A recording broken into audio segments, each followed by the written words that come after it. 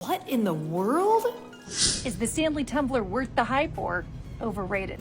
Let's find out. It's a tumbler throwdown between Stanley, Hydro Flask, and Simple Modern. These two are 50% more than this guy. The water test. 5 seconds upside down, and Stanley loses an entire cup. Hydro Flask, quarter cup. As for Simple Modern, I don't even know if we need to measure this one. less than an eighth. Spill test winner?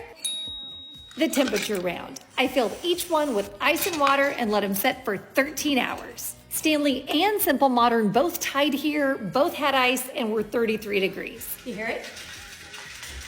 While the Hydro Flask didn't have any ice left and was almost 39 degrees. Pretty cool. Of course, none of this really matters unless it works in your car. I'm not gonna lie to you. None of these are a home run in the cup holder. And they're all pretty heavy. Honestly, we could work out at the gym with these, right? Bottom line, these two guys are 45 each, while Simple Modern is only 30. Follow for more.